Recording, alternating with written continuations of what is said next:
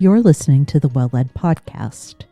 I'm Kate Johnson, your host and owner of 123 Limited. Each month, alongside longer conversations and my own reflections, I make space for other voices. Short contributions from multiple leaders, practitioners, and thinkers.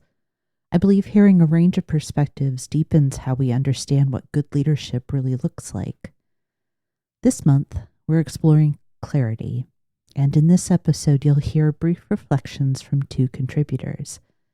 In fact, today's voices are women with whom I've worked in the past, who are now both dear friends. I'm especially happy to share their thoughts on clarity because they've each personally helped me navigate challenging and ambiguous times at different points in our careers. Which is to say, I know they both understand how important it is for leaders to focus on being and staying clear. We'll hear one voice at a time, sharing responses to these questions. When have you lacked clarity in your work or goals? And what impact did this have on you, holistically, emotionally, your productivity, focus, and so on?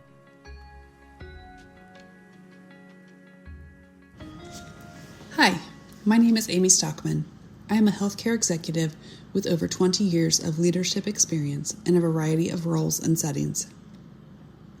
I work in an environment that is ever evolving to meet the current demands of our patients and the community, governmental regulations, and ongoing clinical advancement.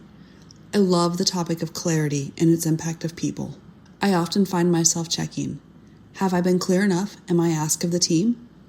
But probably not reflecting enough on how I feel and react to a situation with less than ideal clarity. When I reflect on the importance of clarity in work and goal setting, I can think of many occasions where the lack of clarity had a significant impact. Working in healthcare administration, there's frequent change and reprioritization. This world of gray can be difficult for leaders that are trained in their clinical careers to find and solve problems with a set of facts and data. As I said earlier, I can think of many situations that lacked clarity. However, for this discussion, I'm going to focus on several themes. I find the lack of clarity comes in different forms. Lack of clarity and expectations from the beginning.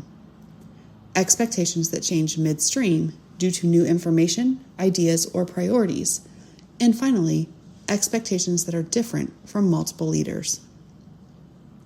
These situations can all be equally challenging. However, the one I often find to be the most disruptive for me personally is when two or more leaders are giving different direction on the same project or goal. In the situation where I am receiving different direction from more than one leader, I often find myself stuck, rehashing discussions because I must have misheard or misinterpreted something along the way, stuck, figuring out which way to go, stuck, trying to determine who can I comfortably question on the direction, and how can I tell them they are telling me different things. This leads to a lot of time and energy in the swirl of trying to get the right direction rather than getting the work done. The swirl is often with myself, with peers, or others familiar with the project, causing all of us to potentially lose focus and productivity. This stuck feeling will also bleed over into other components of my work, such as feeling distracted during meetings, slower to respond to emails or messages, and sometimes questioning myself. Depending on the gravity of the project, this can also bleed into my personal life, such as not being fully present at home, having disrupted sleep and wellness routines. Often, to get out of this swirl, I need to step forward to ask for clarity from everyone involved in the discussion. Eventually, the project will be completed. However, I am often rushed to get to a final product I can be proud of, still questioning if I am on the right track. Once completed, I sometimes find myself in a hangover with lack of focus for a few days, still thinking about what could have been different, rehashing discussions, rather than moving on to the next project or work item. In contrast to that example, expectations that change midstream due to new information, ideas, or priorities can be frustrating, but not as challenging. These are often less disruptive to overall focus and productivity if approached in a way that describes why we need to make the change. I appreciate leaders who can say, "We need to make a change as we learned something new this week." Or, "I know you have been working on that project. However, with the newest information, we believe it is time to put that aside and focus on something different."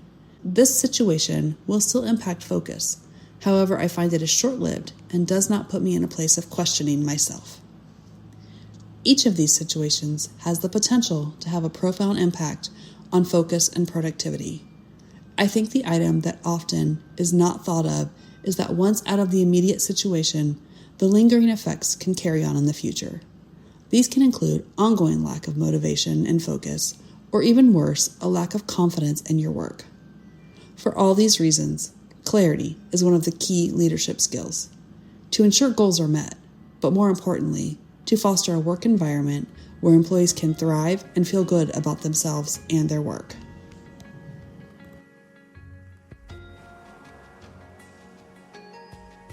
My name is Michele Wilson.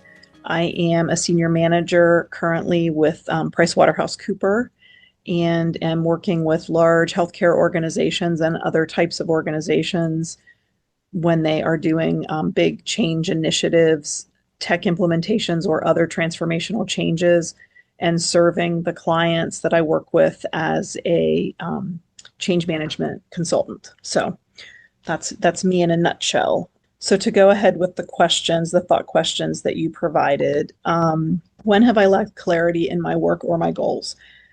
I would have to say that I have lacked and lack clarity in my work and my goals when there is not clear leadership or clear guidelines or clear framework. So one of the things that I know about myself, and I think this is important for people to know about themselves, is that in order for me to do my best work and to reach my goals and to be successful, I need some level of external framework. I'm an extroverted person.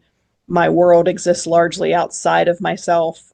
I have lacked clarity when I don't have a framework within my work. So that's something that I require. And that is usually brought on by either an organization that you're working for, or in my case, as a consultant, when I'm working with and for a client, there is some kind of a framework that we are all functioning within. I want autonomy within that, but I have the most clarity when I can see that there is something ahead of me that is the roadmap. So I think that clarity for me is like a map or a flight plan that gets us to the end goal. And then within that, I want to be able to function autonomously. And that provides clarity for me as well, that I have autonomy, that I have agency. And so that is when I have lacked it, is when I don't have either a roadmap or I don't have the autonomy or the agency to function within it. And what impact did this have on me holistically, emotionally, productivity, etc.? When I don't have the framework for my work, for my goals, when I don't have a good roadmap, I just am really unproductive. And that is probably the most noticeable thing, is the lack of productivity, the lack of motivation, which then the result of that is emotional distress, or sometimes even depression, or just low energy, low motivation, low drive. I do find myself being much more successful and motivated when there is a roadmap before me. So, and I have had those experiences in the recent past. Just some clients are easier to work with than others, of course. And so sometimes that framework comes more easily because it's built in. Sometimes it's not there. And I have had experiences where I feel a little unmoored or untethered when I don't have a clear path, a clear map that I'm going towards.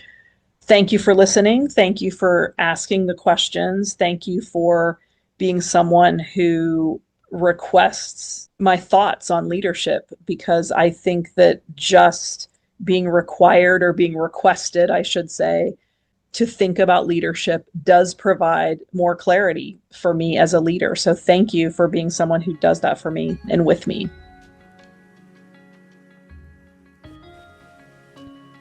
You've been listening to Other Voices on the Well-Led podcast. I'm grateful to each contributor who shared their perspective in this episode and helped expand our understanding of leadership's responsibility to create and maintain clarity. I took a little extra time myself while preparing this episode to reflect and write some thoughts in response to Amy and Michele's insights. Here are my takeaways for your consideration.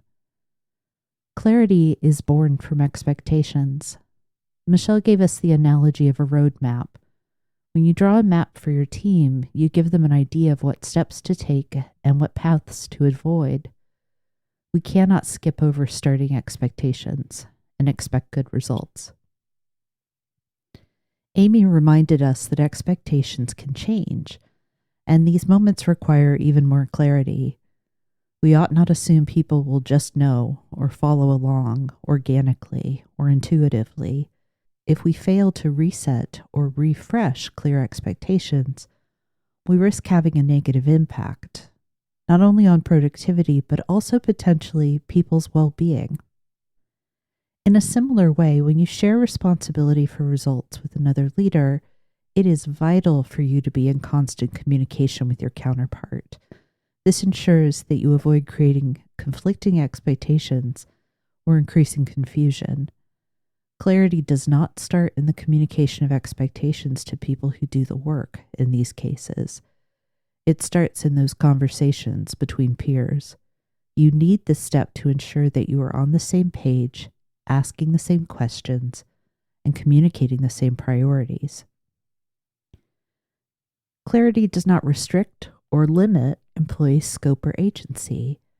Your efforts to create clarity in your purpose, communication, and relationships is not a form of micromanagement. In fact, clarity done well will create freedom and delineate autonomy and responsibility for your employees. And last, when we put effort into reflecting on our leadership experiences and practices, it has the benefit of increasing clarity. So a moment of daily reflection on your responsibilities, purpose, and priorities will only serve to improve your leadership.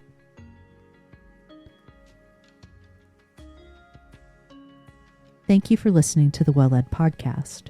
If this episode was useful, you can support the show by following or subscribing on your preferred podcast platform, or by sharing it with someone who's navigating similar challenges. And if you'd like practical tools that accompany these conversations, you can find a link to request the current free leadership toolkit in the show notes. It's designed to help you put ideas from the podcast into practice. And subscribers to the 123 Limited newsletter receive these resources automatically each month. We'll be back next Tuesday with another episode exploring what it means to lead well. Before we wrap up, I want to share a quick note about Paper, the learning experience I'm currently piloting. Paper is a practical, analog method for personal effectiveness. Instead of relying on pre-designed planners or productivity apps, it teaches you how to create a simple, handwritten system that helps you think clearly about your priorities, responsibilities, and goals. And in a world full of tools promising organization, Paper focuses on something that I believe is more important: effectiveness. Connecting what you do each day to the results that matter most. If clarity about your work and priorities is something you're looking for, you can learn more about Paper following the link in the show notes.